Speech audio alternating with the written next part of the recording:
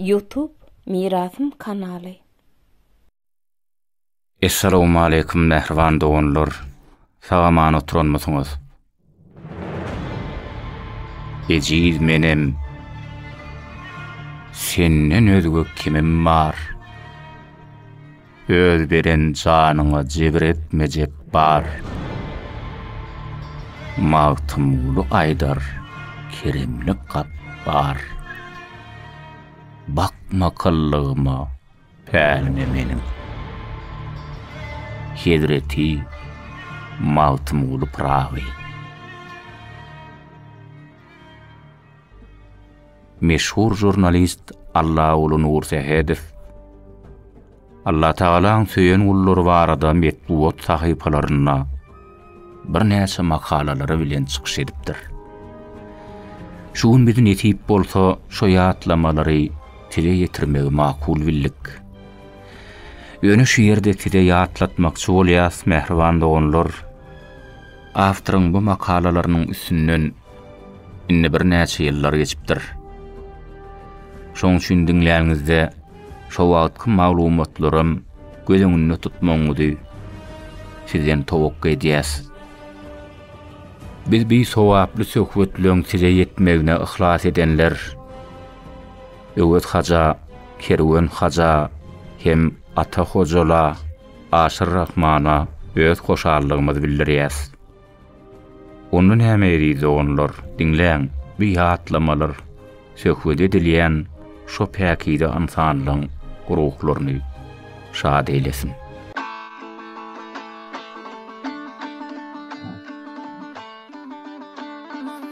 Didar verdi, Allah verdi, daatly yaranlar.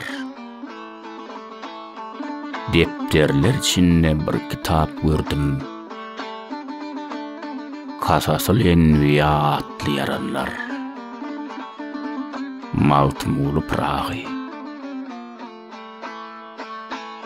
Şair dünýäsinde bir kitap gördüm. Pragyň diwany atly yaranlar. Kerem kelamına göwnüme verdim. Zıvani, ballanna daatly yaranlar. Karaýşy kaýdusuz peýkamly aýdek. Tümlü bewsiýä nurana aýdek. Setirler nakıl, bentler baydak. Şygyrlary mucizatly yaranlar. Arzulap ağda bir rahat hoş günü. Senada besläpdir köngül köşgünü. Gursaga sağmayan yürek joşgünü. Däli siller deyin batly yaranlar. Gamda gol götürüp dergähe wakyp, zalim pelek bilen darkaşa çykyp, berkarar döwletiň zaryny çekip, yürek bagry yanar otly yaranlar. Noş eýleyip aşk badaly şerapdan, serden geçip söz açypdyr her babdan, hajatyny dilek edip bir hakdan, arzamana münajatly yaranlar. Kur'an ayatlaryny äleme ýayan, Peýgamber hadisin eýlemiş beýan, şeriat, tarikat, hakykat ayan, almylydyn magrifatly yaranlar. Aýdyp arş kemerine nazar salanan, ýeriň damaryna ýurup gelenen, lagly gowher etmiş köňle gelenen, nesline ýadygär hatly yaranlar. Dir senaly, şerhi tükenmez her hal. Adallyk, halallyk, ýagşy niyet päl. Cemşidiň zamyna meňdetmese däl, isläniň tapylýan atly yaranlar.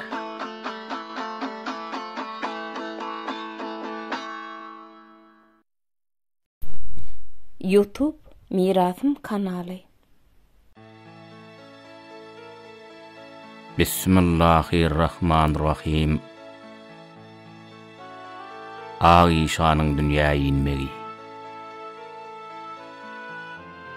1785-nji ýylyň bahary lälegar geldi. Merkezi garawymda, günorta garawymda, mulayim howada ýagýan ýagşyň ızgaryna takyrlar, urpoklar, adarlar, gollar çementarlyga öwrüldi. Gallyk bolanyna zemin öz-özünden tokum tapy berýärdi. Şägelen ýüzlerini çenli haýsy tarapyna seretseň ýylaklar, ýepelekler, gyrtyşlar, ogul-bollu gülleri, gelinçek gülleri, gargaň aýagy somolşup oturan teke sakkal gülleri, al ýaşly öwsüp bar kurýady. Ýaşy bir çene baranlygyna garamazdan Mämmet Sehet molla tüweleme sagdyny ýeňil opýady. Mollaga garawym sehrasyna seredip, "Hey Perwerdigar, şu giden gülzarlyga gözüm düşenne, ýüregim giňen ýal bola ýa" diýip öd-öd gürledi. Şo ýyl bokurdokdan başlaýan garawymyň alasy tä gara çenli tüme bilen müsür boldy. Güýde wakan boyuna alan ýad otlaryndan doýan mal garalar, hadyr gören ýaly özlerini tutýadylar. Bahar şeýle gelen üçin mallan köpelşem ikesse bolupdy. Dünýäde giňen çoponçoluklar ýylyň ýad otunyň bedeti inni kilem ýemäge bolar diýip aýdýadylar. Mämmet Sehet aga da uly ýylyň bolşulugyna gowanyp iki bolup bilen okdy. Hey Allah, zan Hudaý, uly ýylyňa arsgal berdiň, döwletem bere diýip Taňryň öňünde tagdym ederdi. Mämmet Sehet agaň böwrüne az kem inkisi, ýüregine aladasy bardy. Ol akşam öýe gelenine ogly Gurbannazar mollaň güýdün sallap oturşyny öz göwünde jaý görmedi. 30 ýaş arka atan Gurbannazar aňardan gelen kakasyna ýüzlendi. "Sagaman geldiň kaka?" "Hawa geldim. Sehra çykýan bolyn. Ýüregiň giňäýe. Darkma oğlum. Entek ýaş başyňyz bar. Oğluňyzam bolar, gyýdyňyzam bolar. Arsal beren Hudaýym döwletem berer. Oğul gyýdym. Allah'ın çağırda umid ediver oğlum."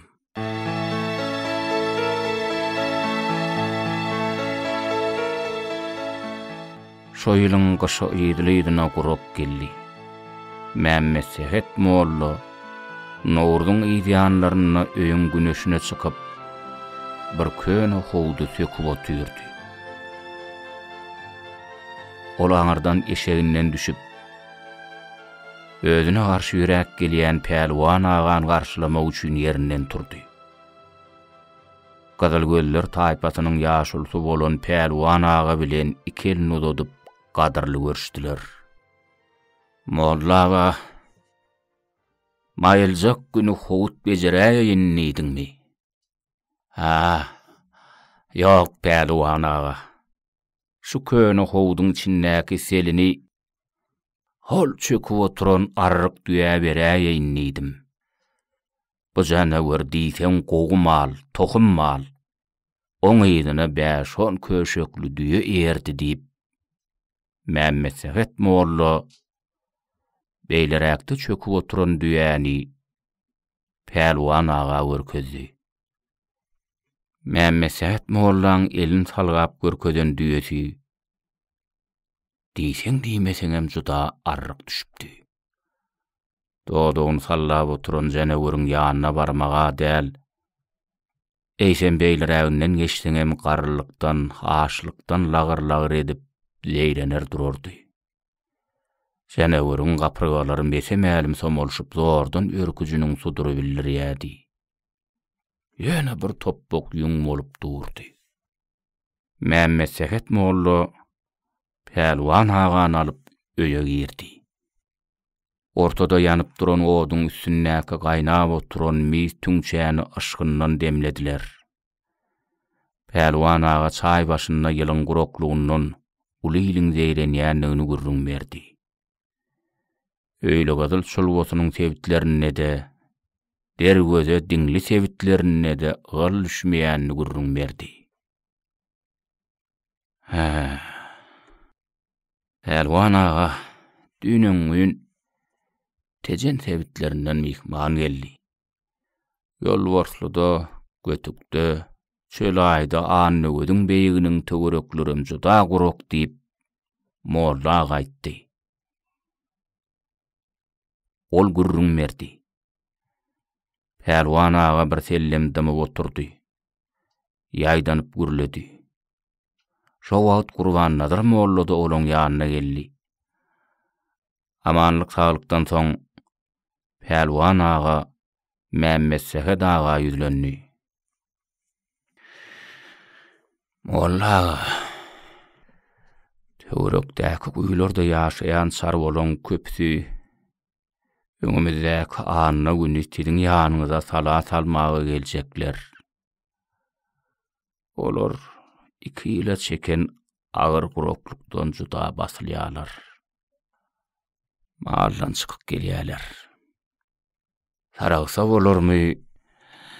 Mäne çäçäň düzlügine bolarmy? Agy birlik bilen göçüp gidäýsek diýärler. Gurban Nazyr mollu gürrüňe goşulmapda Pälwan agaň ýüzüne çiňerilip seretdi. Mämme Sehet aga aşak bakyp oturşyna ýuwaşça şeýle diýdi.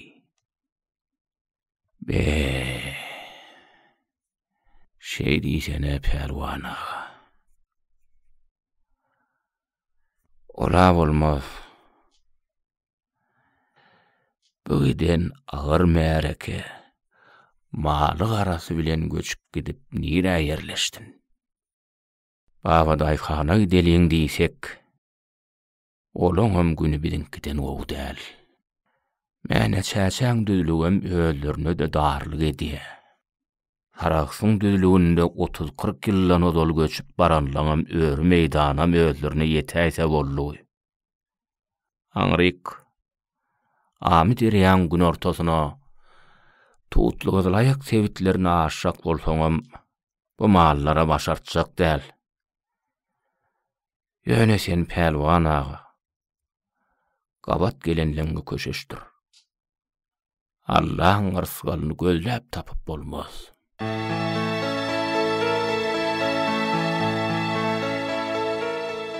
Pälwan agaň aýdyşy ýaly boldy. Anna günem, öňküsi günem gumyň içinde oturan sarwalardan baýy garyby molla agaň üstüne maslahata geldiler. Jemaat awyrdy, gelenler köpdi, çaý suwuşdylar. Edilir toýa sadaka ýygnanan ýaly märeke hyň merýädi. Mämme Sehet molla märekeň öňüne çykyp şeýle diýdi. Jemaat, maslahatyňyz gowdat. Ýylyň gurok gelmegi ýeňilläl. Ýöne şoň ýaly kynçylykda alzyraňlylyga düşüp ýene de bir bolmas işiň üstünden maraýmalyň. Mahallamyz juda arry ahyryn. Şolary sürüp başlasak çölaýa ýetjegimizden güman ahyryn. Onsoňam arsgal kowalany walnýan zat däldir. Her kim musulman mennesiniň arsgy ölçegli bolmalydyr. Ol Allah tarapyndan adamlar. Pälwan aga, ata aga, sapar aga, ýaşullar, ýigitler ýene döwrada düşünüň. Ýurduňy taşlap alys ýere gitmek göbek ganyň daman ýerinden jyda düşmegiň alamaty. adamyň musulman mennetiniň göbek ganynyň dökülen ýeri oň üçin dünýäň ähli malyndan gymmatlydyr. Maslahatymyz alsaňyz göçmäliň. Nesip bolsa ýalam bolar, nuram ýagar, arsgalam geler. Döwletlem bolar inşallah.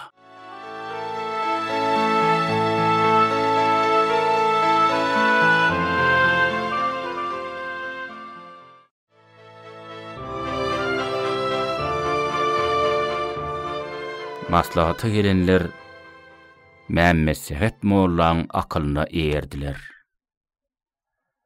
Göçmek bolmaz. Şowrunlardan soň mollaň aýdanlaryna olaň umytlar artdy. Öýle namazyndan soň ýagşy dilegler edilenne Taňrydan nur ýagmagyny diläliň adamlar diýip Mämmesehet aga maslahat berdi. Märekäň orta arasynda oturan pälwan aga ýerinden turdy. Oň agyryp başlan gürdelek sakkaly, iki gat geynen donunyň üstünden guşalan guşagy, her ballaryna aky çokoýly aýagynyň güberlip duran üç uloş dolagy, seçelenip duran buyra ullokan, özüne gelişip duran telpegi, ýaşulyny hasam haýbatly görkezdi. Ol ýerinden turdy da şeýle diýdi. Adamlar, maslahat bilseňiz, Peýgamber zamanyndan nur ýagdyrmak üçin sadaka edilipdir. Muňa özü Kur'an-ı Kerimde de bar ahiryn. Sadaka edeliň. Onsoňam Mämmesehet aga, siziň özüňizem Kurban nazaram maslahat bilseňiz, cemaat size yüz tutmokçy. Cuma namazyndan soň Kurban nazar inimide Taňrydan dileg edip perdent diläp bermekçi. Märekäň içinde uly güwülli peýda boldy. Belkalla, ya Hudaý, bir nazarynda sakla diýen sesler asmana göterildi. Öýle namazyna duruldy. Mämmesehet mollu oğlu Kurban nazar mollaň amam bolmagyny sorady. Sebäbi musulmançylykda ýaşy 60-dan geçen sowatly adam özünden ýaşy adam marka amamlygy şoňa inanmaly. Cuma namazyndan soň molla galan ojagyna beýik perwerdigärden ýalňyz Allahdan perdent dilediler, nur dilediler. Allahu ekber diýip namazlykdan turan matlaryna garalyp başlan bulut ýagmyra öwürildi.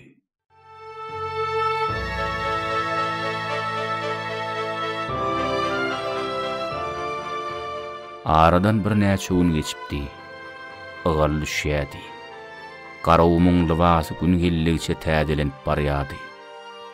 Kurban nazar mollu näme üçindir oýup atyp otyrdy. Mämmesehet mollu näme pikire çümüpsiň oglum diýip sorady. Kurban nazar mollu özüniň bir kunlukda düýüş görendigini aýtdy.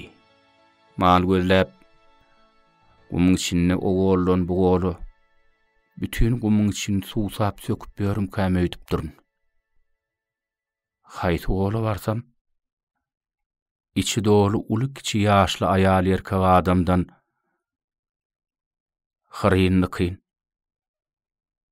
Olaň hemmeti men ýüzüme teretişip sessiz boýur aglaýarlar.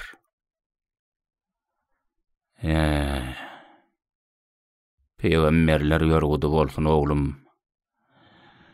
Ya bir var Allah. Kurban nazar mollu öz göründüýüşini aýdyp bermek dowam etdi. Ol adamlar maňa seredip aglasalaram, oň sebäbini näçe sorasamam, olaň ýekejesem maňa jogap bermän şol aglap oturşlardy. Olaň sag apdalyna, baş ucuna tuğu şemala argyllap duran juda könölşen bir mazar bardy. Şep yüzlerine bolsa, ýylagyň, gyrtyşyň, dürli ýaz otlarynyň gülleriniň arasynda ýene de bir täze mazar, edil gökden asylan ýal bolup, howaň yüzüne gymyllaman durdy. Men şu pursatda oýanyp durun. Inennem 3 gün bäri şu zatlar pikir edip kellemden çykaryp bilemok. Hani kakama uraýdyk göreýin diýip size gurrun merşimşi.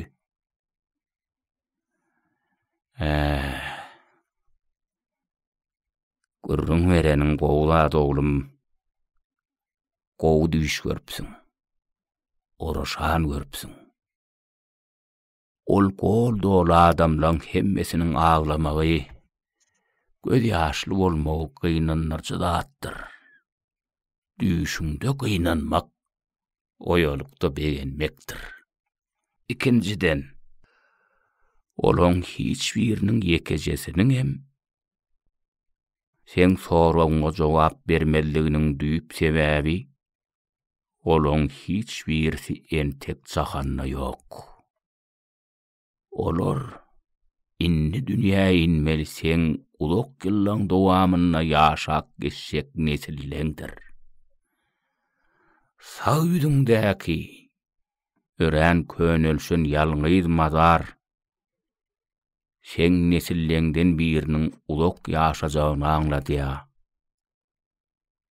Şep ýüllerindäki gülleň içinde howaň ýüzüne ýaly bolup duran täze mazar bolsa, sen nesillengden haýsydyr bir juganyň ýaş wagtyna arşa tarap göterilenine şehit boljagyny güman berýär. Ya bir var. Erid Allah'ım. Oğlumun ödüýüşini oraşan gördüğü bolsun. Biziň perdende yüzümüz düşsün.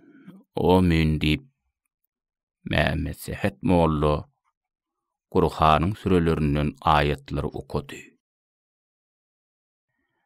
Kakasynyň ýorup beren düýüşini ähli ünsü bilen diňläp oturan Gurban Nazar Mollaň nazaryna şöhle çaýlan ýal boldy.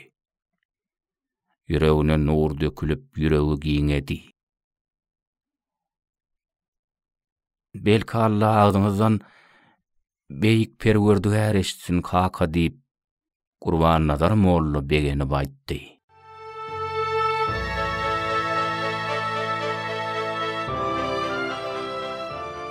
Aradan ýyl aýlanyny geçdi.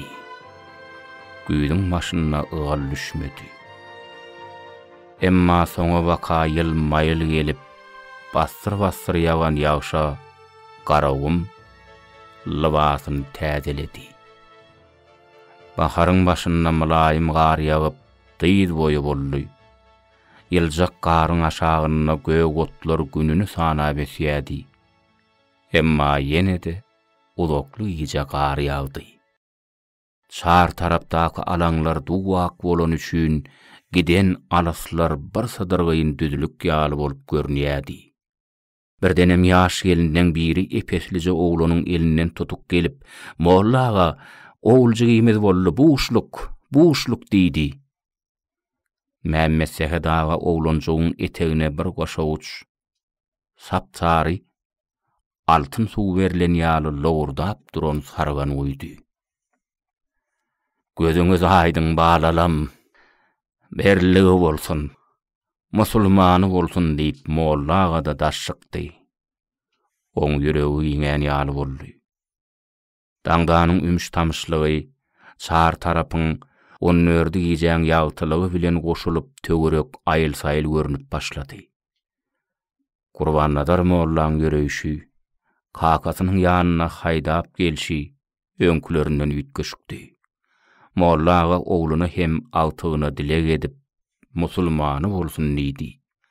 Oğluncuň adyna Ak Mehmet goýdular.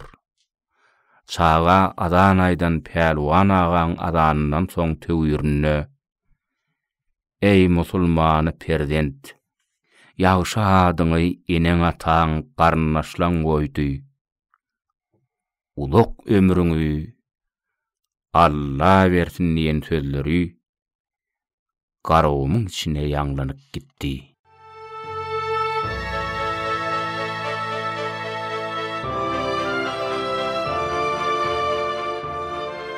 Aradan bir näçe ýyl geçdi. Mehmet Sehet ağa dünýäden ötdi. Oňa entek agyr ýatan günleri köp adam ýüşüpdi. Jynada namazyna duranlaryna Tomsuň başydygyna garamazdan gün çykyp lowurdap dursa-da harasat gopup başlady. Bismillahirrahmanirrahim diýip dört yerden tabydy göterenlerine bir bölek gara bulut harasat bilen gatyşyp olaň üstüne nur ýagdy. Şo wagtda da gün lowurdap çykdy da edil harasat bolmadyk ýaly asudalyk boldy.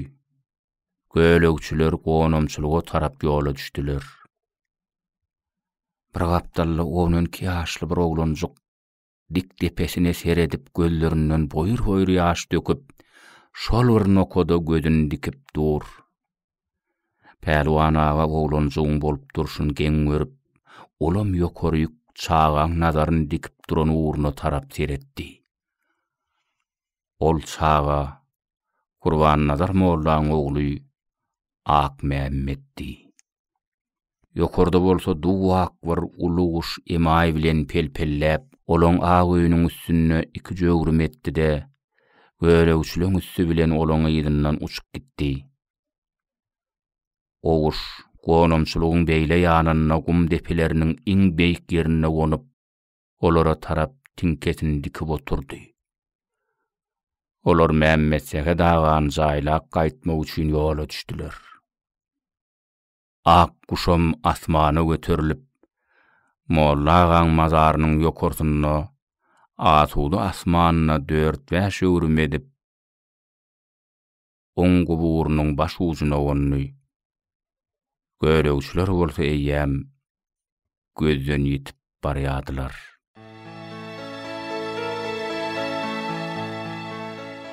Edebiýat we sunat 11-nji iýun 1999-njy ýyl. Allah ulun Nur Sehedif.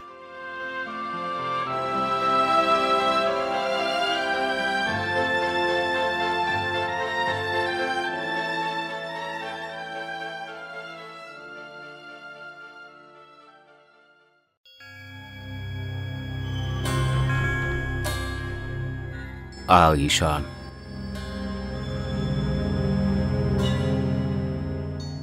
Sadagasy gitdigim keramatly Ağişan şu dünýäýinden maşgalaňam uliýliňe mümkin çekipdi. Ağişanyň atasy Mehmet Sehet Molla käbir maglumatlarda oňa Mehmet Sapada diýilýär. Ogly Kurban Nazar Mollaň ýanyna çagyryp Ak Mehmedi çiýleden çykardyňyzmy diýip sorapdyr. Hawa kaka.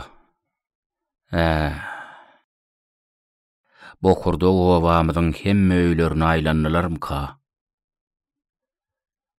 Hawa kaka. Kurban Nazar Molla oglanka oňa nazaram diýer ekenler. Sowud alyp başlandan soň Molla nazaram diýipdirler. Şoň süýnem ýyl arasyna Kurban Nazar Molla nazar diýilip atlandyrylan ýerlerim bar. Şo döwürde Bokurda obatynyň töweregindäki alaňlaram ulgam bolan. Bir ýerde Gazalgödüň Bokurdok, kenekler we çonoklar taýpalaryndan sanaýmaly oturumly öýler Bokurdok goýusynyň töwereginde bolar ekeni. Mehmet Sehet Molla ogly Kurban Nazar Molla ýene-de ýüzlenipdir. Ak Mehmediň aglamazaklygyna, aglaýanyna da özüge çağalardan üýtge şu aglaýşyna, gözü gara düşjek bolup çatyraşyna syn edýämiň diýip sorapdyr. Ýok kaka, synlam ogum. Şonu synla oglum. Taňryň nazarına akçağı bolsun. Ama mälik 4 ýaşynda Kur'an-ı Kerimden maşgaryp durulum.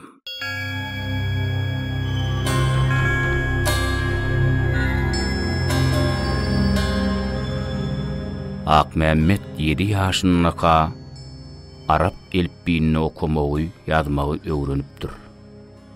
12 ýaşap namaz farz bolanyna eýem Kur'an-ı Kerim ýatdan hatm edipdir. Gurbannazar Mollaň ogly Kur'any ýatdan bilýämiş diýip garawmyň hemme oturumly goýlaryna gurulun edipdirler. Haýwa bu Kur'an medreselerinde de musulmançylykdan başgarýan bir yetkinje oglanma arada soploň, taliplaň arasynda köp agzalar eken. Mehmet Sehet Molla öz alty Ak Mehmediň Arap elbine suwara okap ýazyp bilýänini görüpdir. Emma Kur'an-ı Kerim'i ýatdan çykýan döwürlerini oleýem dünýeden gaýdypdyr. Gurbannazar Molla öz oglunyň diňe bir ýat keşligine wonmandyr. Jany teni bilen oň alymly bolmagyny beýik Allahdan dilek edipdir. Oň musulmançylyga ygtybarly ten berýänligine göz ýetiripdir. Hawa Aýşanyň duruşy bilen keramatlygyny ulil bilýär. Şu günlerem oňa ziýarata barsaň onlarça ýüzlerçe adama gabat gelýän. İşek goýunlaň buwurup duran buwlamasynyň sadaky üçin gazanlaň lasırdysyndan başga ses eda bolmaz. Ýüzlerçe adam älemiň mömin musulmanlarynyň Aýşanyň ruhy üçin Kur'an okap oturandyrlar. Amamyň Allahu ekber diýen sözleriniň ýygyna kalbe bilen düşüp oturan adamlar bu kudret güýçlüğini syylap görnirelerden ýol söküp gelipdirler. Hawala insanyň musulman mennesiniň ýygyna galyran beýikligi, ýagşylygy, ýamanlygy, pesligi unutulmaýar. Bir zamanlarda bolan bir riwayaty ýatlalyň. Gazal kümüş diýen baýlygy satyn alarman bolanlar bu gymmatlygy ýamanlar ekenler. Ýöne ýamanlasalar hem oň agramy azalmanam, köpelmänem, şowur durkuny agramyny saklapdyr. Nefse güýürler ol gazal kümüşlerini satarman bolanlaryna öz harytlaryny sesleri gyrlaýança ýupdyrlar. Emma bir ýene de azalmandyram, köpelmändirim. Gazal kümüş şol öňkü agramyny alypdyr. Aýşan ýal keramatly adamlaram üstünden agyr we ýeňil ýüklü asyrlar aýlansa da, şol öňkü gymmatyna musulmanlaryň goňjy hökümini alypdyr.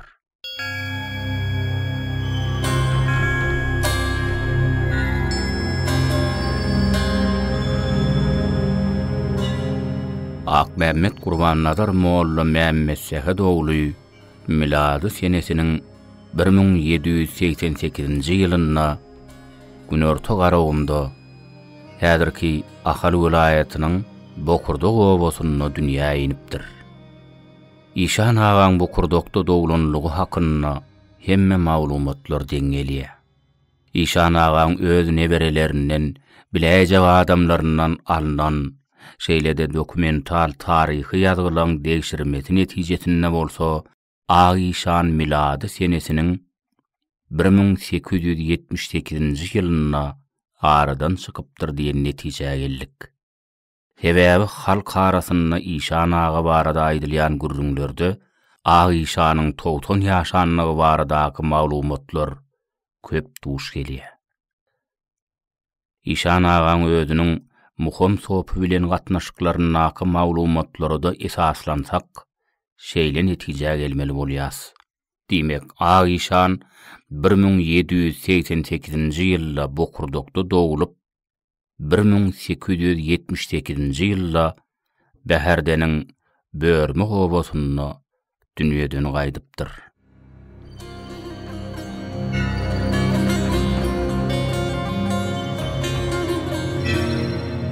Ağişan heni çağa ka Qurban-Nadar mollu öz kakasy Mehmet Şehet mollan maslahaty bilen Bokurdokdan häzirki Ağişan öwliýatynyň günnögur demir gadynynaky etek guma göçüp gelýär.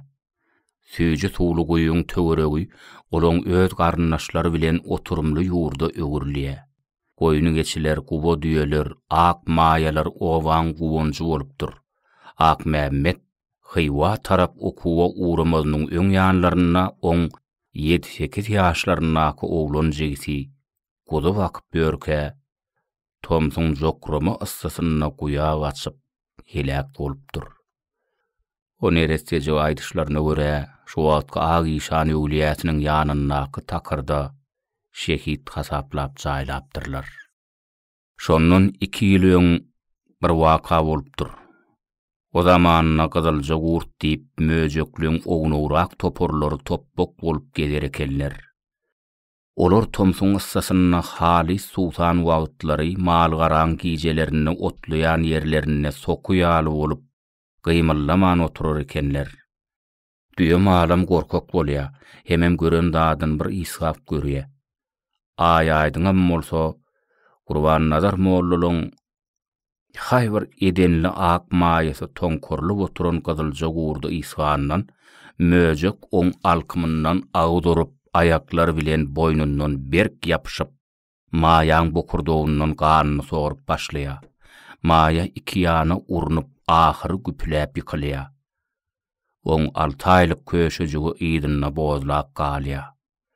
Qurban-Nadar mollan şo ýoğulan ogulçugy bu köşegi gapdaly bilen oýnap 2 ýaşar edip ýetişdirýär.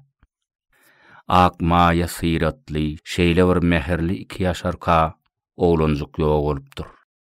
Maýa haýwanam bolsa öňler özüne çanakda süýt berip ululdan oglanjygy Allah urradanam tanap oňa tarap bozlap selpäp başlar eken. Oglanjyk ýok bolan soň maýa gelip aweýiň egsigini ýäjek bolup üýtgeşik bir hereket edipdir. Qurban-Nadar molla bir zadyň bardygyny aňyp oň boýunlaryny sypalapdyr.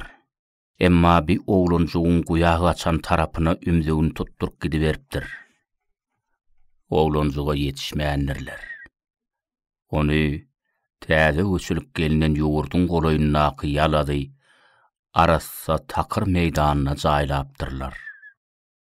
2 ýaşar aram oglanjygyň madarynyň ýanyna gelip asalym çöküp oturup soňam otlamagy gider eken.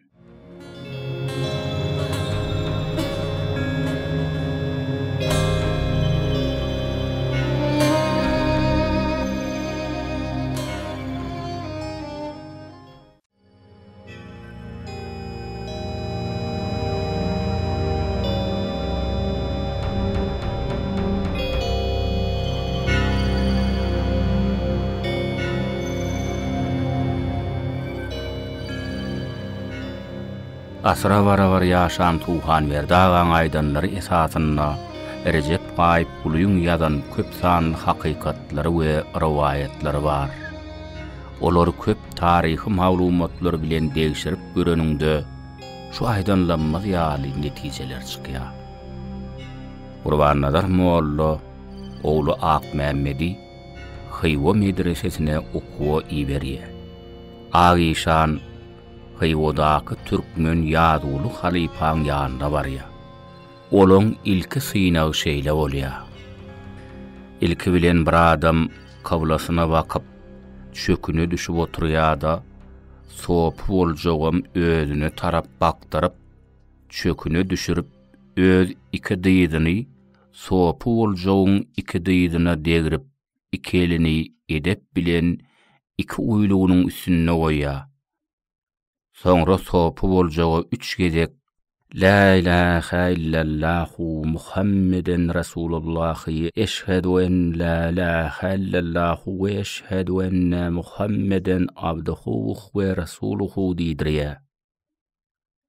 Sonra biz din ýoluna doganmolluk iň ilki pir bolan Hazreti Ebu Bekir, ikinji pir bolan Selman Parsyny, Täki Behavuddin Naqşbendini, Hoca Ahmet Yasawyny, Abdulhalik Gizdwany, Emir Kelani, täki iň soňky pirleri şenli olary özüme pir diýip bildim diýdirýär diýip ahunlar ýazýarlar. Şondan soň ýagşy niýetleri, ýagşy dilegleri aýdyp sopuluk synagy tamam edilýär. Aýşan agamyzam şeýle synaglary gaýtylap, ulu hormatly, şöhratly, abraýly atly ýolu Allah Taalaň ışkyna düşenleň ýoluna girip, hümmet kuşagyny biline baglap, gutlaw hasany goluna alýar. Ol hasa adam ataň behişden getiren hasasy bolupdyr. Synawdan geçen sopulary adyllyk etmek üren berk tawşyrylypdyr. Yetim ýetirlere, garyp guralara insaply nazar aýlamak diňe bir talap mansyna dälle eýsem farz hökmünde tawşyrylypdyr. Ýazyly pirin eline okumak ören täsirli bolupdyr. Şol wagtyň özüni okumak ýeňilem däl ekeni. Öz güýjüňe görä ara may salman, almaňy zywrym çuňlandyrmaly ekeni. Bahavuddin Naqşbendiň ýagny Adanady Hoja Muhammediň öz döwründe Seyit Emir Kulallan sapagalşy, oň sopçulukdan Naqşbendi ýoluny öwrenşi Ak Mehmet sopyny geçmişe alyp gidipdir. Hoja Abdulhalik Gizdwany, Mevlana Arif, Halil Atayady öz döwrüniň sopçuluk ýoluny açyk giden adamlaryň kitaplaryny öwrenipdir. Olaň Delili Aşkyn, Hayatnama ýaly sopçuluga degişli ýazan kitaplary Ak Mehmet sopyň düşünjesini hasam giňeldipdir. 12-nji asyrda ýaşap geçen Hoja Ahmet Yasawy, Orta Aziýa musulmanlarynyň arasynda diňe bir pir diýilip tanalman, eýsem musulmançylygyň sopçuluk ýoluny ýörelge goýan meşhur adamdyr. Ýazyly pirin ýyllar boýy aladasy bilen Ak Mehmet sopyňym ahlasy gün gelligiçe çoňlaşypdyr. Ýazyly pir Ak Mehmediň adyllygyna, halallygyna, insaplylygyna göz ýetiren soň, oňa bolan ynanjy, ihlasy hasam artypdyr. Ol medresäni utarmak üçin köp synaglardan aman geçenden soň, okuwuny guturyp, okuwa uran ýeri bolan Beherdeniň Arçman obasynyň 15 kilometr demir gazonyny oturumly obasyna gaýdyp gelipdir.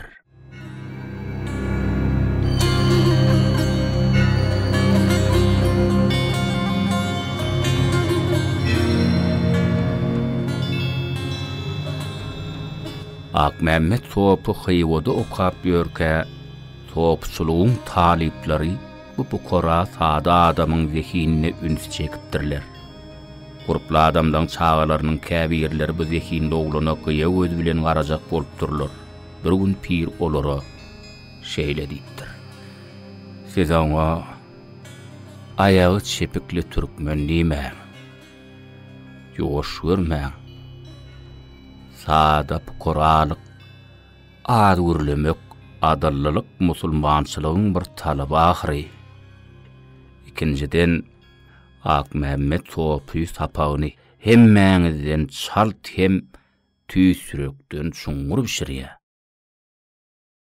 Şondan soň Ak Mehmet sopy hasam okuwuny güýçlendiripdir. Ýollaşlaryna öňküsündenem ýakyn ýumşak bolupdyr. Bu häsiýeti onu hasam öňe çykaryp, ol gün gelligiçe beýgelýär. Eýäm şu döwürde Ak Mehmetde bir üýtgeşikligiň bardygy, alyma çuňur garaýşy, düşünüşi öňden görjüligi, aňçyllygy ýüze çykyp başlady. Bir gerek bir meňdeş ak giyinmeýän sopulary bolup, är ömrüne bir sapar hyýwan kazan mazaryna çykyp gördüler. Halwa satýan söwdegär alagy ýykylyk edýärdi. Halwa gelin ho, halwa gelin, künjüli, şekerli, erik suwly halwa gelin. Gelin, gelseňizler, gelin. Sakkal gopgoňur halwaçy daşyndan seredengden ne gözel görünýän görkünden utanmaýan ýaly. Ak Mehmet sopu onu synlap duruşuna halwaçyň ýanyna bardy. Salam berdi. Soňra oňa şeýle diýdi. Agam, siziň halwan kim çekýänidi biýitlen köpsü bilýär. Ýüregiňe marassa däl. Bir eli tesvili namaz hon adamı gelişikli däl. Ak Mehmet Mollaň bir sözünden soň söwdegär beýlek elinäki tesvisini ýere başraýdy. Ak Mehmet sopu bolsa ýene sözüni dowam etdi. Hanagam, weýil bardyr öňüňde, Allah di. Sopulor bolan wakany pirlerine gurrun beripdirler. Pir Ak Mehmet çağırıpdyr. Oğlum, kudretli güýçüňi ayağın hasaplıdır. Leppe pirim, ola adam häzir siziň ýanyňyza gelýär. Özüňizi uradın. On gelýänligi olaň ikisine de ayağını. Melek ýoluna düşenleri. Özüň gora Allahym diýip pir pişirdapdyr. Şo söwdegär birden gözlöy olaň piriniň ýanyna gelipdir. Pirim, arada bir ýalňyşlyk göýberdim. Sopulaň günäme tögersinler. Pir, Allah bağışlasın. Öz ýüregiňizde jaý bolsa, sopular razyçylygyňa bererler diýip halwaçyny uradyp göýberipdir. Ak Mehmet işan hyýodan gaýdanna iki elini Taňry Beytullahyna tarap uzadyp ak işana ak pata beren ýaduly pirdir. Oňa hyýoda ak işan ýerekenler. Oňa kan ýyllary bilen, soňky döwri bilen bagly onlarça hakykatlar, rawayatlar bar. Ak işan hyýodan gelenden soň arçmanyň gaýratyna ýaşapdyr. Şonol bir gün kakasyndan ak maýan köşegi henidem neretse jigimiň ýanyna baryp çöküp oturýarmy? Uly maýa bolup gidenler diýip sorapdyr. Gurbannazar molla oğlunyň ýüzüne seredip, "Kim urrun berdi oğlum?" diýip ondan sorapdyr. "Hiç kim urrun beren ok" diýen manyda ak işan kellesini iki ýana ýaýkapdyr. Ak maýan gyzar kinniğine çenli ot suw islemän, ýalňyz guburyň başyna çöküp oturýany, ak işana aýanny. "Kaka, şu ak maýamyza seresap bolun. Ol ýöne bir düýmaly däl." "Bolýa oğlum." Aňyan. Gurbannazar molla oğlun baştan ayak synlapdyr. "Hudaýa şükür. Ak işan bolup gelipdir. Ey Taňrym, öz penaňda aman sakla" diýip öz ýanyndan dilek edipdir.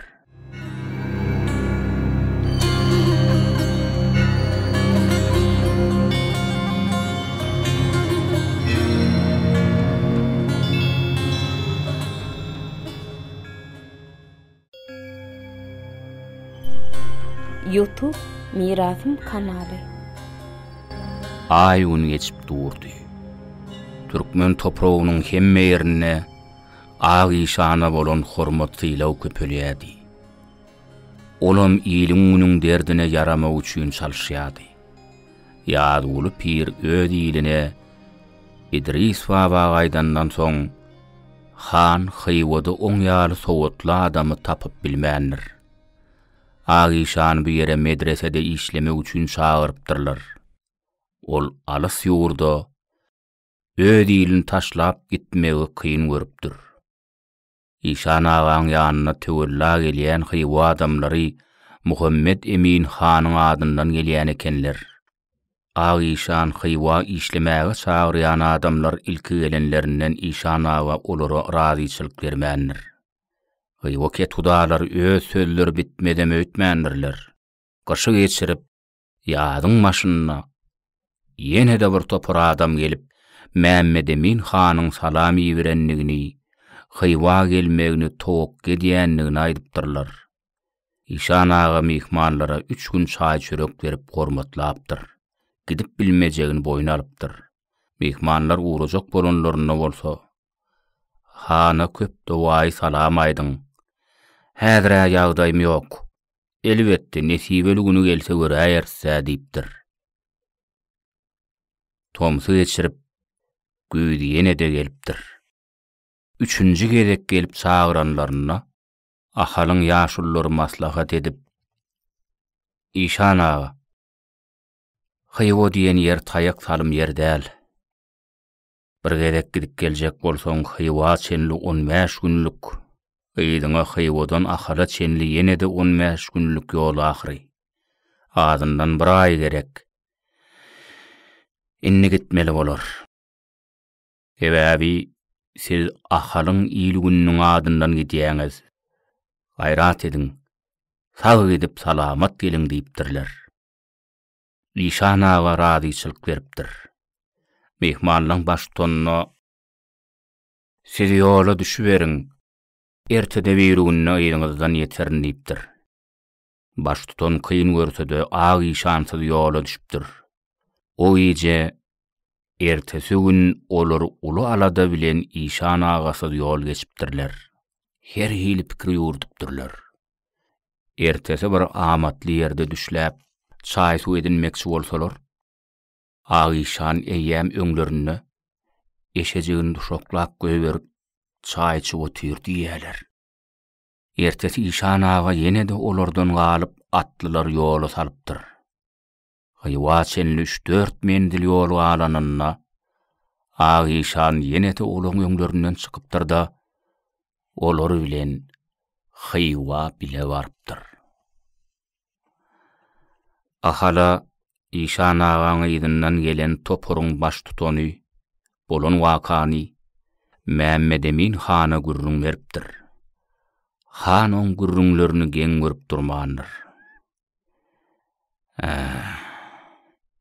Aýdanlaň hemmesi dogrudur.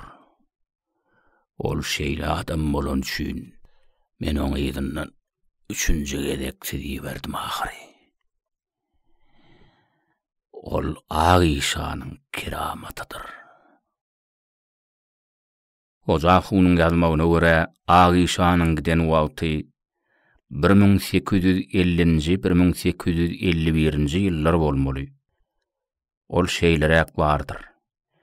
Sebäbi İşan ağaň okumagy giden we gelen wagty Muhammed Eminiň hanlyk süren wagty ýazyly piriň halaja İdris Baba gaýdan wagtlaryny değişirip göreňde de şeýle bolup çykýar. Ağa İşan hyýwa Harezme gidip işlemekden başga bir zady alady ederekeni. Ol Muhammed Emin hanyň özüne berýän ünsüni artyk görüpdir. Ol özüni hanly adam hasaplaman, taňrylyk adam hasap ederekeni. İşan ağaň pikir edişi alam bolupdyr. Muhammed Emin han ahal adamlaryna mejburi kulluk etmek üçin ferman beripdir. Ol kulluk awöýli diýilip atlandyrylypdyr.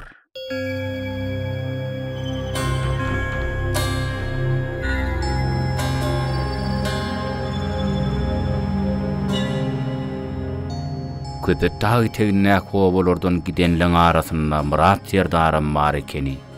Ağa İşan Murat Serdaryň serkerdeligine, adalatlylygyna berk göz ýetiripdir. Ahallanmaran awöýli esker nökörler hyýwa öz maşgalalary bilen alnypdyr. Han olaň hersine bir awöý dikip berip hatara oturdypdyr. Nökörler hany gorapdyrlar. Gerek bolsa mal gara bakypdyrlar. Ayal maşgalalary keçedipdirler, haly dokapdyrlar. Ýaşaýyşlar bolsa hanyň hasabyna elgarama bolupdyr. 7 ýyllyk awöýli göçüşlügi yeňil düşmändir. Muhammed Emin han ağa İşany çağıryp, häl işini oňa maslahat salyp başlapdyr. Ol hiç wagt hanyň ýiberen atyna minmez eken. Şowar ýögürenşen ahallan alyp giden eşegi bilen oň ýanyna gelermiş. Han oňa ahalla, hyýwada, göwnüň söýen atyň bolsa aýdaýgyn alar siýer eken. Emma Ýşan aga öz eşegi bilen oň ýanyna aýdypdyr. Şo döwürde Murat Serdaram Muhammed Emin hanyňkyda aýwy ekeni. Murat Serdar her ädiminne Ýşana salar ekeni. Bir gedek Murat Serdar ahal aýwylylarynyň nökeri baş tutany hükmünni Ýşan aga bilen maslahatdan soň hana ýüz tutýar. Näme gullugyň bolsa biz taýýar. Ýöne biz hemme nökerlerimiz bilen wasa üdäýeli. Ekinlikini bilen meşgullanyrys. Haçan gerek bolsa şo demde biz taýýardyrys. Han pikirlenipdir-de. Maslahatyň herbet däl. Mal gara şünem bolmandyr onu ok diýipdir. Ertesi gün ähli aýwyly nökerlerini ahalyň baş tutanlary bolan Ýşany, Murat Serdar we beýleklerem nizama durdup, her 10-njy adamy alyp galyň, bir ýerde gerek bolar. Galanlaňyz wasa tarap gidiberiň diýip han aýdypdyr. Ýşan şo demde özüniň 10-njy bolup düşýägini duýupdyr. Her 10-njy adam öňe taýlanýar. Ýşan olaň arasynda hiç bir üýtgeşiklik ýok ýaly sesini çykarman durupdyr. Garma gürmelükde bir may bolanda bolsa ol Murat Serdara gelip gitsin diýip han çagyranna ilk men ýanyma gelgin diýip tapşyrypdyr. Ahallanmaran aýwyly nökerler wasa öýüdar tutunup bir näçe ýyl ýaşapdyrlar. Han olardan razy eken. Bir gün Murat Serdar han çagyrypdyr. Ol gelşine ilki Ýşany görüpdir. Serdar, hanyň şu günler keýpi kök. Alad edip barýan gamussosy ýok. Sen oňa hanaga bir ilerik köpet dağ etegine geçäýeli. Nirede bolsagam duşmandan gorars. Mal garaňa serederis diýi. Bolýa diýdi. Derrew göçme bilen boluň diýip Ýşan oňa tapşyrypdyr. Ol Ýşanyň aýdyşy ýaly edipdir. Muhammed Emin han Murat Serdara ahal tekelerine onno da saňa ynanýan. Ýöne dağdan ilerden hüşgärliňi aýyrma diýipdir. Şondan soň ahala aýwyly nökerleň bir bölegi 7 ýyly dolmadyk ahala göçüpdir. Aralaryna gartaşan soň nökerligi alynan bir ýaşulam bar eken, ol ura berenlerine ýurtlaryny bagy bossanlygy öýrü meýdanyna gysganyp iň soňunda ýene-de wasa gelmeli bolar adamlar diýipdir. Şo döwürde tekeleň başga bir bölek aýwylyleri girew hökmünde maşatda saklanýan ekeni. Olaň mal garasy bolsa saragys maşat aralygyna bakylypdyr. Muhammed Emin han wasa bolýan aýwylylerini saragsa uğramazyndan öň ahalla özüne haýry deger diýen niýet bilen wasan gitmäge ruhsat beripdir. Elbette, hyýwada musulmançylykdan sapak berip oturan Ýşana da Muhammed Emin han özüni adalatly görkezmek isläpdir. Ýşan hyýwada medresesine pirlik edip gördü. Oň hormaty uludy. Muhammed Emin Ýşan çagyryp durmasyn ýygjamlaşdyrýardy. Ýşan hanyň bolmasy bir maslahatyna garaşyp ýördiýeni ýalydy. Diýişi ýalym bolupdyr. Muhammed Emin han Ýşan bilen udyn maslahat edipdir. Faraw tekelerine hem ağır salgyt saljak. Hemem olary mara göçürüp getirjek. Onsoňam nähili gaýtawul berişlerini göreli. Aýşan köp oýlanyp oturypdyr. Han ýene söz açypdyr. 40.000 goşun bilen 40.000 düýeli atlyny sürersiz. Işana, siz men diňe bir maslahatçym dälsiňiz. Damullamsyňyz diýip aýdýan. Men size sapak berýänim dogry bolsa, bir işiň başyny tutanda, nesip bolsa diýmäni unutmazlygy hemme zatdan öňürtü sapak berýän ahyry. Işana, nesip bolsa da, nesip bolmasa da etjegim bilýän. Ýöne men bir kaýdany ýydyma gelýänçäm, hemme zada ödüň gözü gulak bol, gelem soň Taňry ýalkasyn berer. Nesip bolsa diý.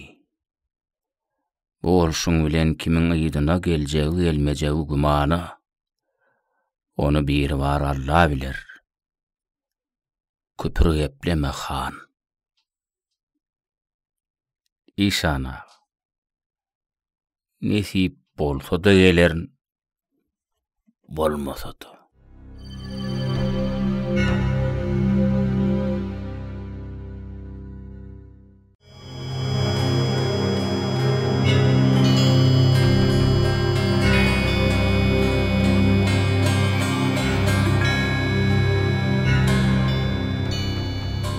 Aýşan perişan ahwalatda Muhammed Emin hanyň ýanyndan hoşlaşman çykyp gidipdir. Eýwadaky medresede okuyanlar bilen gurrunlar geçirip, iki şunuň dowamyny olaň hersiniň öz ýagdaýyna görä uzak wagtlyk ders berip, aýag eşegine azyk suwlugyny takyp ahalagaýdya. Sopluň biri ýüzüni sallap durşuna, Işan ağa, sizem hanyň ýydyndan barmakçymy diýip soraýar. Ýok möminler. Ýok. Nesip bolsa. Men ahala bararyn. Aýşan Muhammed Emin hanyň bir güýçli gaýtawly uçurajagyny aňýady. Sadasy gitdigim keramaty bilen görýärdi. Birinciden Muhammed Emin han Aýşanyň özünden näçe sapak alan bolsa da, oň musulmançylyga ten bermeýänini Işan ağa aňýady. İkinciden Allah'dan midini ýeňiş gazanjagyna han inanýady. Aýşan bolsa beýik bir warasy onyýady. Bir gezek Aýşan Muhammed Emin hana sapak berip oturka Assamblyň taryhyndan gurrun beripdir. Türlü ýurtlaryň han padşalary 22 gezek gadap bilen Assamblyga zawt edip alyp bilmändirler. Musulman pirleriniň biri öz ýurdunyň padşasyna şeýle akal beripdir.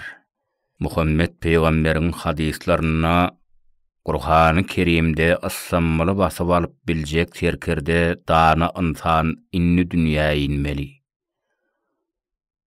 Oň planynjy ýylda doguljagy aýdyň Adam Kur'anyň birinji süresiniň ady bolmaly.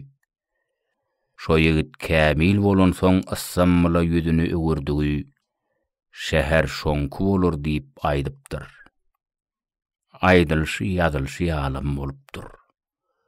Ol çağa dünýäge inip adyna Fatih takalypdyr. 19 ýaşynda öz eli bilen 40 top 40 gemini ýatapdyr we Assambly alyp Fatih Sultan bolup ýetişipdir. Fatih Sultan Taňra iň ýakyn adamlaryň biri ekeni. Aýşanyň bu gurrunlaryny Muhammed Emin han pisindetmändir. Aýşan şondan soň bu handan taşlaşmak bilen bolupdyr. Muhammed Emin han 1855-nji ýylyň martynyň başlaryna Saraksın ketgudalarını çağırıp ağır salgıt salıptır. Mara göçmegi buyurupdur. Şol wagt saraksly tekelere Goşut han yol başçylyk edýärdi. Goşudyň hanlygyna salgyt bermäge razy bolýarlar. Emma mara göçmäge garşy bolýarlar. Sarags tekeleri ikinji gezek, üçünji gezek Muhammed Emin hana wekili iyi berip pukora halka gargynçylyga salmazlygy sorapdyrlar. Muhammed Emin han gadaba minip siz näçe köp gyrlygyňyzça ýyl aglak bolar diýipdir. Töwella baran ýaşullar. Ya gaýtarmyş ata, ya Allah, öz penaňda haman sakla. Ağzına duçar etme, ya Allah, ya Allah diýip ýewalýarlar. Muhammed Emin han ýyllaryndan gaýgyryp galýa. Allah da sezlik, diýe boyun öwliýäde sezlik, asmamyda tada sezlik. Muhammed Emin han gazap donuny girip 1855-nji ýylyň 17-nji, 18-nji, 19-njy martynda söwüşe girýär. Aýşan Hywodan ahala 15 günlük ýoly 7-8 günne eşeklice geçip Gudrot bilen ahala ýetdi. Muhammed Emin hanyň çotuşundan habardar bolmagy tapşyrýar. Ullun demin alyp nerip bolsa birinkileri yeňerler diýe. Ýöne Muhammed Emin han welin özüniň ýeňjegine küpür düşünüpdir. Agar söwüşüň gidişine tekelen edil odalan ýaly ýigitlerden düzülen ýyllarym topory Muhammed Eminiň üstüne barýa. 5 huyuň çal möjekleriniň nesilleri kurban kelwatyr. Muhammed Emin'den kılıcı salya, han patlap yere gaçya. Şonu 5 huyu tekeleriniň ýol başçy Uraz ýaglyň ogly Sehetniyaz han bolsa, büküdüp yatan Muhammed Emin hanyň kellesini şarpa kesip alýar.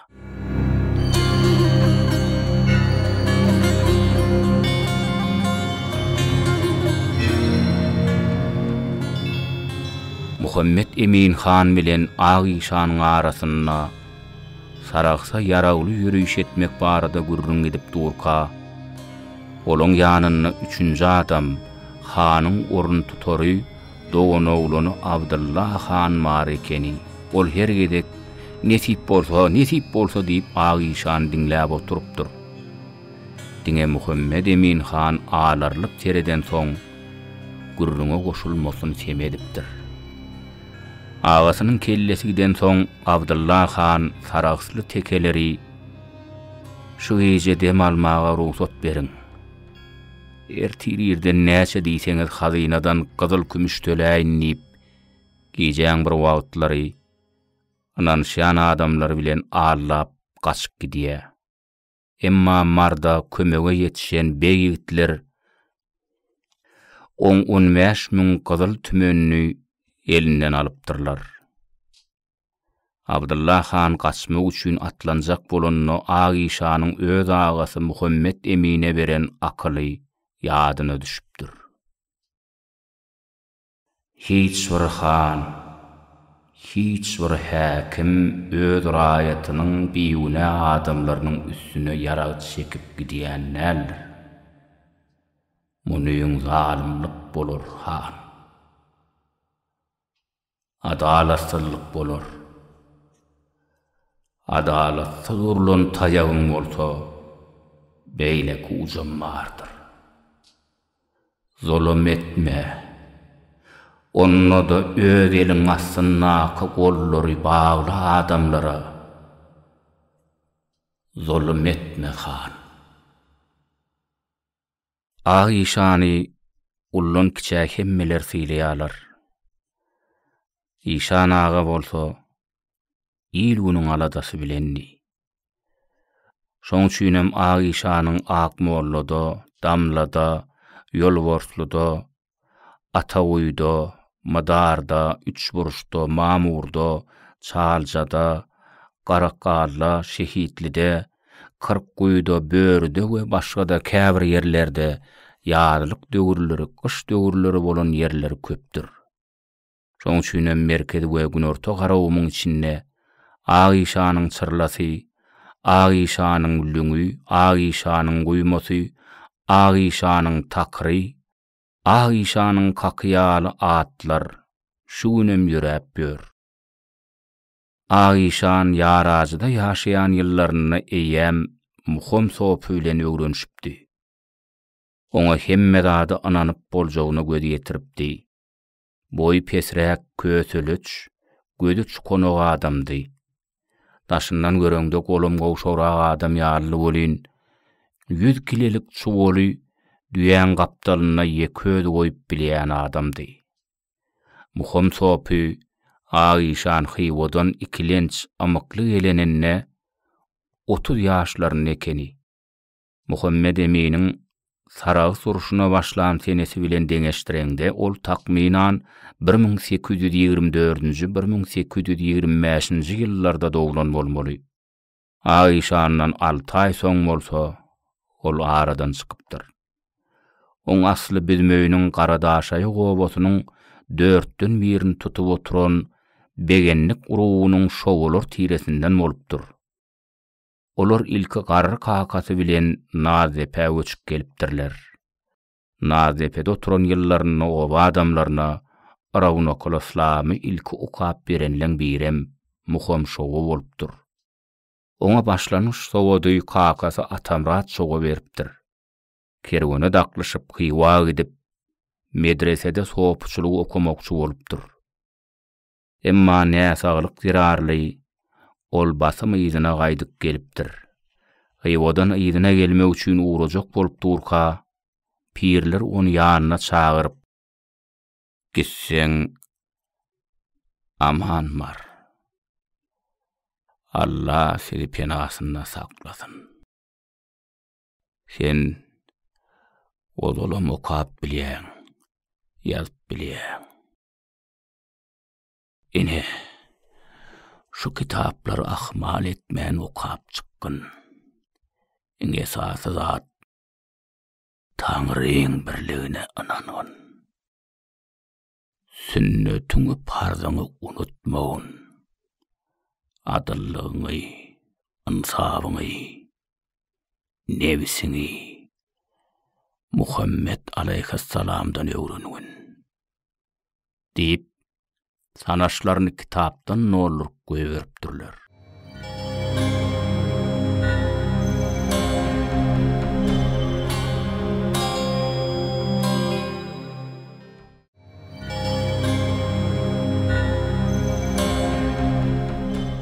Kakasy ýok bolan soň ol agasy bilen Arçman obasynyň şogu begenlik garyndaşlarynyň arasyna göçüp gelipdir. İlkiler ol Arçman ataň başyna, Parawibiň başyna aýlap günläp ýaşap geler eken. Oňudyň gijeler doga okap ayet Qur'an bilen tawat çekýänni, ýelora adatyny tutýanlygyny görüň beripdirler. Ol sowapçylyk ilmine degişli kitaplary öz başda okap çykypdyr. Hoca Ahmet Ýasawsy, Naqşbendisi 4 şariýarsy görüň etmändir. Qur'anyň asmandan ýinişini hemişe aýdyp berer ekeni. Enewul sopyň midemet häsiýeti, Taňryň hemme borjun berja etmegi başarýan aýallygyna da işanaga hayran galar eken. Täze bolan çağalara derrew at takyp olara azan aýtdyrmak üçin aýratyn ihlas edipdir. Musulmançylygyň 5 şertini bilmeýän ýaş gelin gyýyllara derrew öwredipdir. Aýşanyň ödüm soplarym bihal adamlar bolmandyr. Aýşan iň soňky gede kyýwadan gelenine özüniň peýgamber ýaşynyň dolanlygyny muhim sopa gurrun beripdir. Enewlüň kakasam musulmançylykdan başykyan sowatly adam bolupdyr. Öz öwrüne Döwlet Mämmed Azadyň koşgularyny ýatdan bilýän adam eken. Döwlet Mehmet Azadyň kakasynyň adynyň Mawtymly ýonaçyň kakasynyň adynyň Döwlet Mehmet molla downam kakamdan eşdipdim diýip enegül sopaýdyan eken. Aýdyşlaryna görä ol gerkezde dowulup gerkezde ulalypdyr. Kakasyndan dini sowad alypdyr. Kur'an-ı Kerimi Muhammed Peygamberiň hadislaryny okap ýatdan aýdar oturar ekeni. Ol 1855-nji ýylda Saragys urşunyň öňü syrasynda Aýşan Hywodan gelenniň 7-8 aý ýanlaryna 52 ýaşynda Aýşana sowap bolupdyr. Şoňa teredende ol 1803-nji 1804-nji ýyllarda dowlan bolmaly. Ol Mawtymlyň goşgularyny tutuş diýen ýaly ýatdan aýdyp şerh düşündürüş berer ekeni. Bir gezek Aýşan sopulary bilen otyrka öz neberelerinden bir aýag agyr gelin çaý getirip gidýär. Ya bir var Huda. Şu elnem çaltyrak iner oglumyzy ýaýty jahana innerse diýip Ýşan aga dile gedýär. Ýşan agaň sopularynyň muhim sop oň sözlerini belki Hudaý diýip çynlakay aýdyp goşulypdyr. Ene ul öňküleri ýaly alyňa saman gepdäpdir. Ýşan aga ýalança inni injek perdendiň 9 ýaşdan pardymy ýa-da 12 ýaşdan pardy boljak perdentmi? Onu Hudaý bilýär diýipdir. Gyýdmy ýa oğullugyny. Ýşan aga da haýsy bolanyna neresse çağı üçin tapawdy ýokdur diýipdir. Bir günem şo perdent dünýä ýynýär. Ýşan agaň çağıryp adyny goýup bermegini soraýarlar. Şo pursat şol obada ýaşaýan ýene bir garyndaşy gelip oňa täze bolan ogullaryna at takyp bermegi haýyş edýär. Ýşan aga bolanja ogluna bir ýanyny gara baglap at takyň. Ağlan eşitdim welin, ol ilgunni baglaýa. Goýol gara bolsun diýipdir. Şo wagt helki beýlekçi oglanyň hosarlary gelip öz ogullaryna at takmagyny soraýarlar. Ýşan aga men göwnümde zat ýok, ýöne ojaga siziň oğluňyz ağlanyndan nefsi üçin ağlaýar. Şoň üçinem ady özüňiz zakyň diýär. Oň hosarlar beýlek oglana gara adynyň daklanyny eşdip olaram gara dakýarlar. Ýşan agaň at dakany gara batyr bolup döreýär. Beýlek oglanjyk gara jühüt ady bilen nefsçeň bolýar. Gara batyr Göktepe urşunyna kurban bolýar.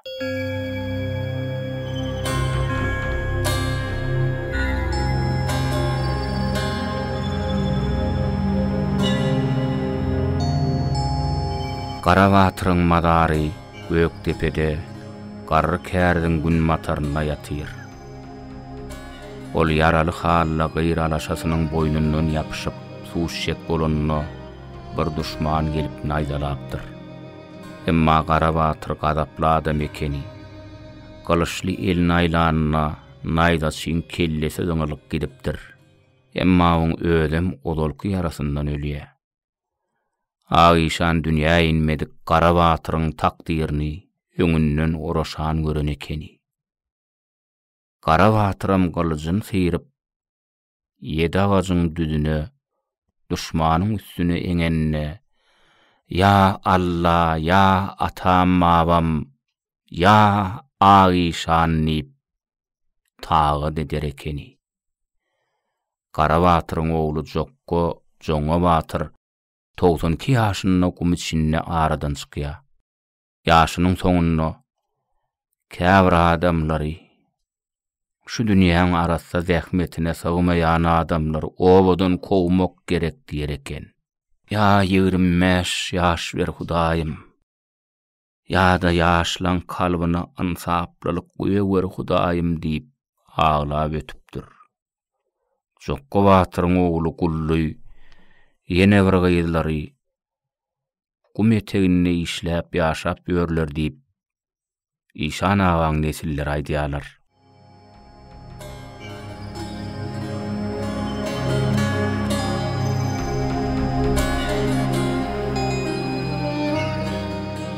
Muhim sopu Qur'an Kerimi çıkan ören towatly adam bolupdyr.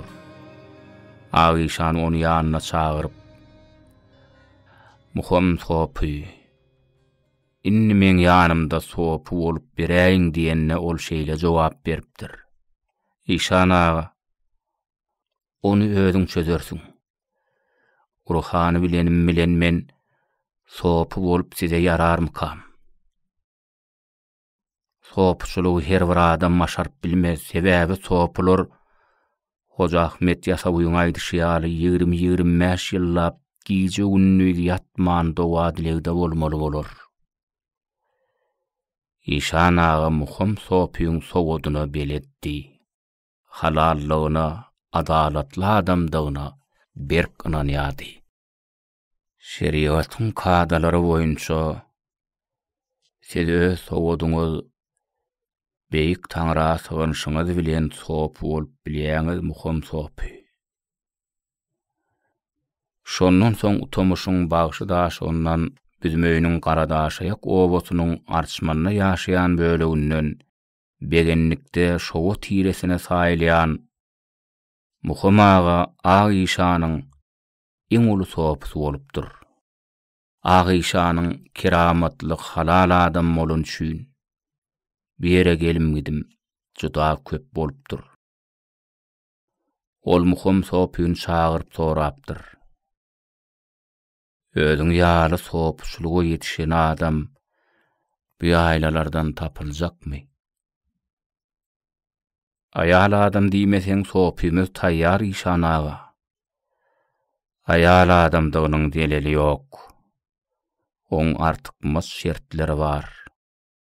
Adamsy bolmaly, çağalary bolmaly, haýyz bolan bolmaly. Geýän geýimi, goşorny, topuny ýapyp durmaly. Ümzügi, nazary öd edip duran işinde bolmaly. Bemehrem bolmaly." Şolay alla bulan hemmesi bar İşan ağa. Ýöne oň özüniň nähili görjegini bilemok. Ol aýaly ene ullýärler, gerkellerden. Şeýdip ene ulüm Ağişanyň ikinji sopusy bolupdyr. Häzir garrygalan gerkellerinden Han Elli Ural Muhammed oğlunyň aýtmagyna görä, Muhammed Emin Handan Ağişana berilen gadymy kılıç şunlarym ene ul sopyň gerkezde ýaşaýan nesillerinde saklanýan bolmaga çemeli. Ağişan muhim sopyň juda sowatlydygyny bilýän ekeni. Muhim sopy ýaşlykda sowadalanna arap sözlerini dogry aýtmak üçin bokurdagyndan gan gelýänçä okapdyr diýilýän adamlardan ekeni. Ýaş 40-dan geçenden soň bolsa az kem akyl ýitgäpdir. Muhim sopy arçmanyň ýokar şorunyna "Hay yetdim ýetdim" diýip ýeködi eşegini çapar ýörer ekeni. Soň ol İşan ağaň nazary bilen açylyp gidipdir. Ağişan bir yere çağırsalar ol, "Ağaňyz çağıraňyzda muhim sopyňyzdan unutmaň. Oň İşan ağaňyzdan pesler ýaly ýeri ýokdur" diýip tawşyrarmyş. Şu wagtam şo şorluga muhim sopyň eşek çapýan ýeri diýip atlanyrýarlar.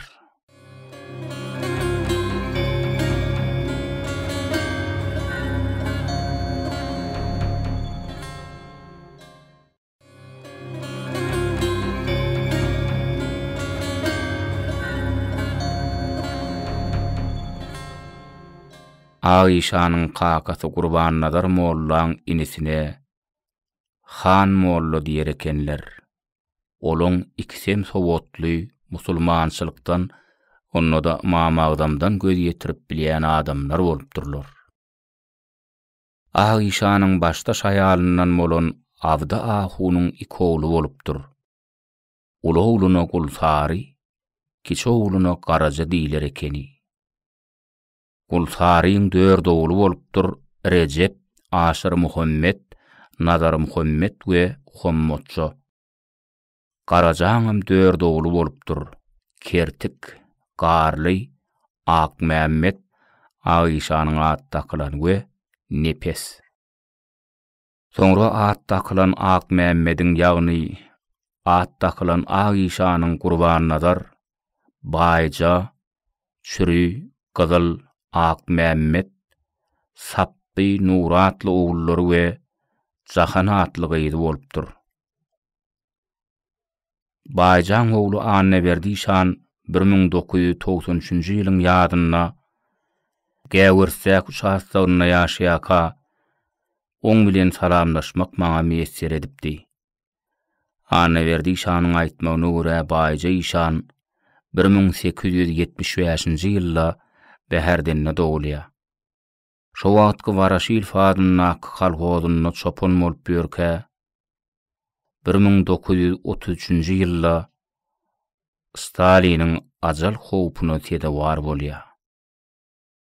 Sappagan aýaly goja enemiz bilenem 1992-nji ýylyň dekabryna Ataguýda ýaşaýaka 86 ýaşyna duşmak meýesser etdi. Atdakylan Agişanyň soňky aýalyndanam tügeleme Mämmed Ali, Şalar, Şemme, Şyhly, Şajan atly 5 ogly we Gülle atly gyzy bolupdyr. 1993-nji ýylyň nowruzyna Bokurdoğun goloyunna ýarmy obasyna ýaşaýan 82 ýaşly Gülle enemiz bilenem salamlaşmak meýesser bolupdy. Ýokarda biz Recep-i-şan hakynda da gurrun edipdik. Recep-i-şanyň agalyk Yakup, Yusuf, Hally, Jumwa, Osman atly 6 ogly we Aknur, Bike, Nabat atly 3 gyzy bolupdyr. Yusuf-i-şanyň maşgalasy Bokurdokdan 40 kilometr tögere uzaklykda, ýalňyşmasam Ag erkekli diýen oýda ýaşaýan bolmaly. Yusuf agaň özüm, ulu ogly Atabayam aňyrky Agişan atalarynyň musulmançylyk kesbini ýöredýärler. Olara Allah kuwat bersin. Recep-i-şanyň iň ulu ogly agalygyň nesilleri bilen tanışmagan begenlerdi. Agalygyň Nur Muhammed we Bayram atly ogullar hemde Gymmat, Jahan Sultan atly gyzlary bolupdyr. Jahan Sultany özüniňkiler Yamanja diýip atlandyrýarlar. Peýgamber ýaşyna serron Nur Muhammediň hem Batyr atly ogly we Bahar Maral diýen gyzlary bar. Aňyrky Agişan agamyzyň ýagny Akmämmedi-şanyň soňky aýalynyň adyna Biw Hajar diýer ekenler. Olar ilki az wagt ýarajyda soň bolsa Bäherdeniň börme obasyna ýaşapdyrlar. Agişanyň Biw Hajardan Allah nazar, Gulsun, Nur Muhammed, Ýadly we Sayfatullah atly ogullary bolupdyr. Allah nazardan beýleki ogullarynyň ýygyna nesil galmandyr. Töweleme Allah nazar döwletli bolupdyr. Allah nazaryň ogly Bayramdur-dy-şanyň annadyr we Kakamrad atly ogullary bolup, olar kämil adamlar bolup ýetişipdirler. 1930-1935-nji ýyllar aralygynda Kakamrad-y-şan öz maşgalasy bilen Irana geçmäge mejbur bolupdyr. Sebäbi oňhut gözüniň alnyna Agişanyň nesilleriniň diri ýitirilenleri bolupdyr. Agişanyň çoğulugy Kakamrad-y-şan öz watanynyň urajak bolanyna, kenwanyna şa bolandan öz ýylinde geda bolanyň gowdugyny düşünýän. Rady bolun, atam mabam diýipdir. Oňdogony anadyrdy ata watanyna galan bolsa-da, köp ýyllaň dowamyna Stalinçilerden elheder edip ýaşapdyr. Häzirki döwürde Kakamrad-y-şanyň nesilleriniň töweleme köplük bolup Eýranda ýaşap ýörenliklerini oň bir däki hosarlar gurrun berýärler. Anodur dişanyň ogly Berdimrad dişan 37-nji ýylyň basga başlygyndan az heder etmändir. Şoň üçinem olar börmeden Bamy owasyna göçüp gelipdirler. Berdimrad dişanyň Muhammed Murat atly ogly bar. İl arasynda Muhammed Murat dişanyň adyny Balşa dişanam diýip tutýarlar. Aýşanyň arçmannaky aram gäkine gözgülok bolýanam Balşa dişandyr.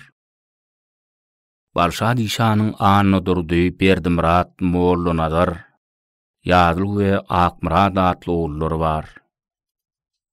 Altyklarynyň atlary bolsa Bayram durdy, Ögöziberdi, Aýdakberdi we Ýadyludyr.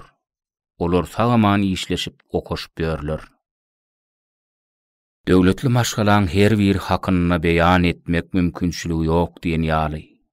Ýöne gowdady Aýşan Gurban Nazar Molla oglunyň nesil daraltyny dikeltmek, on geçen akwalyny aýdynlaşdyrmak belli bir derejede başartdy. Şoňa da şükür. İşan agaň nesilleriniň agramy bilen 20-30 ýylyň dowamyna duş görüpdim. O benneler men beýle ýagşy niýetdedigimi bilip maran okdular.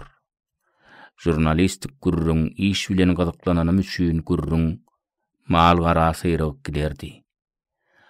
Aýşan Gurban Nazar ogly 1878-nji ýylda 90 ýaşynda börmede dünýeden gaýdýa.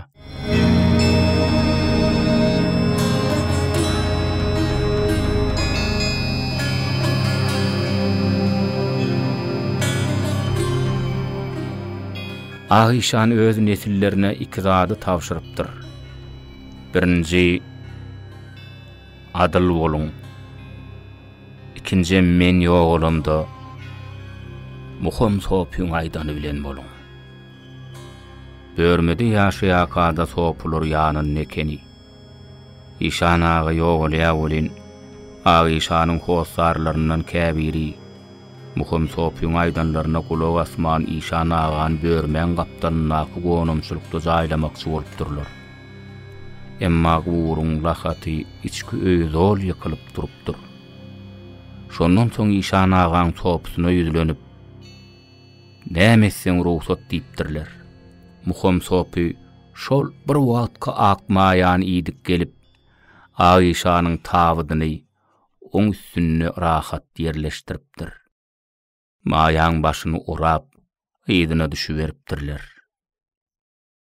Akmaýa arçmanyň gaýrasyny naky, gadymy oturumly ýerleriniň ýanyny naky, bir wagtky neresi çagan guburunyň gapdalyna gelip çöküpdir.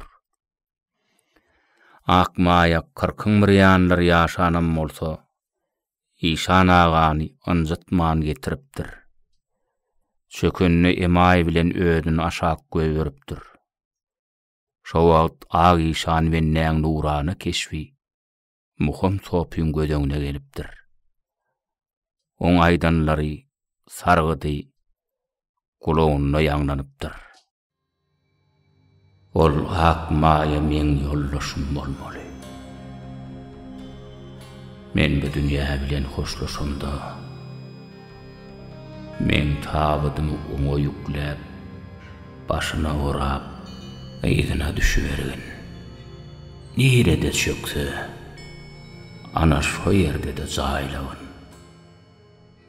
Muhim sopyň ödüm gürlänini duýmany aldy. İşan aga kısmat belli däl ahyry. Men birden sizden öňürtsem ýalançy bolaryn. İnşallah siz ýalançy bolmarsyňyz muhim sopy. Siz hem maňa ýoldaşlyk şu ýere getirerler. Nerese çağajyk Aýşan we muhim sopy üçsi bir aýmançada bakylykda bileje ýatyrlar. Belki olaram bugünkü erkinligi duyan bolsa gerek. Bu mahal bütün garagumum, dağlar düdülerim olan ruhuna bağış edip dımdırslık. Dine yüzlerçe musulman mennelerinin öňündäki imamyň Allahu Ekber diyen sesi nalışly. Ýöne ygtybarly ruhlara bagyşlanan tagatda ýanglanýar. Allahu ekber. Şu makalan ýazylmagyna dik duran adamlaryň hemmesine, İşan ağaň nesillerine, Nur Muhammed ağalyga, Bokurdoklu Sapargelli aşyr kör sagır oğluna Taňry ýalkasyn. Allah ulu Nur Sehedif, Edebiýat we Sunwat 15-nji ýanwar 1999-njy ýyl.